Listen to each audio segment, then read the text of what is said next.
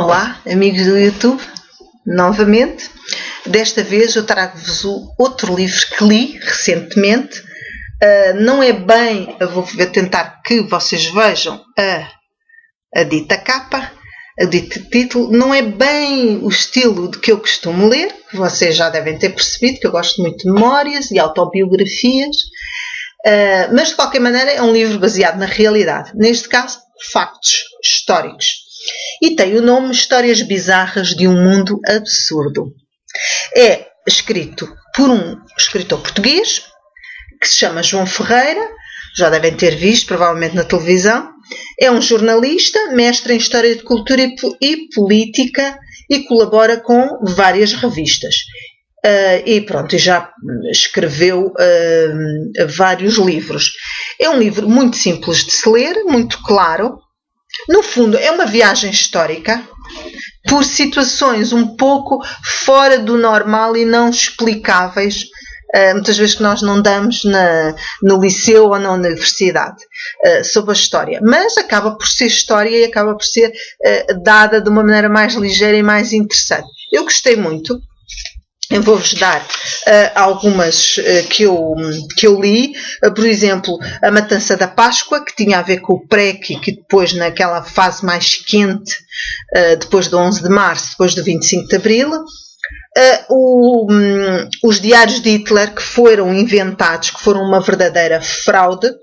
Os protocolos dos sábios de Sião, que foi uma arma de genocídio, que foram elaborados na Rússia, foram feitos lá para, enfim, de alguma maneira abafar e dar razões para discriminar os judeus, mas depois foram retomados pelo Mein Kampf e pelo Hitler como cartilha contra os judeus. É muito interessante, aliás, esta história. Temos aqui também a história sobre Napoleão, se foi envenenado. O Rasputin, a morte de Kennedy, uma mãe de todos os mistérios, nunca se chegou a saber quem verdadeiramente se foi o dito assassino, que foi quem matou o Kennedy. Eu, na minha opinião, discordo totalmente. Em relação à queda de Salazar, se foi na cadeira ou foi na banheira, pronto. Depois faz um périplo sobre as doenças misteriosas que aterrorizaram o mundo. Temos a peste negra, a sífilis, a cólera, a tuberculose e a pneumónica, enfim, todas as gripes. É muito interessante, para isto, a nível histórico, já temos alguns conhecimentos, aprofundamos um pouco mais e de uma maneira muito clara e muito leve.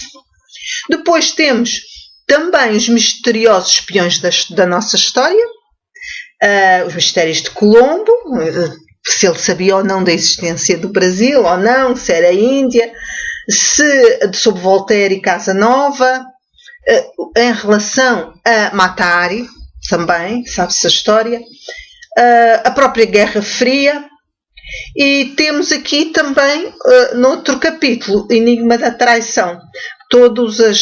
Enfim, dá um périplo sobre várias figuras históricas que atraiçoaram, enfim, os outros em que eles confiavam.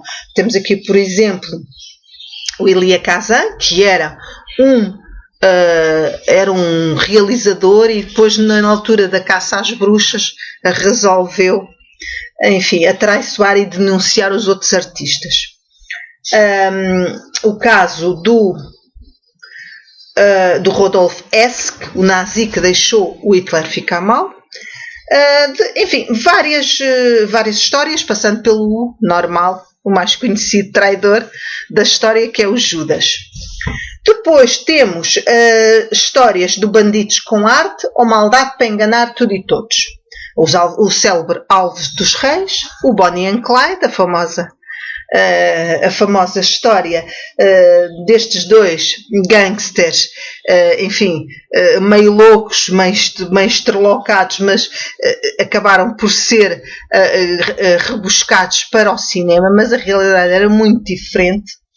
O próprio Ronald Biggs, que foi que roubou o banco, desapareceu para o Brasil e depois voltou para ser tratado à borla. Foi para a prisão, não é?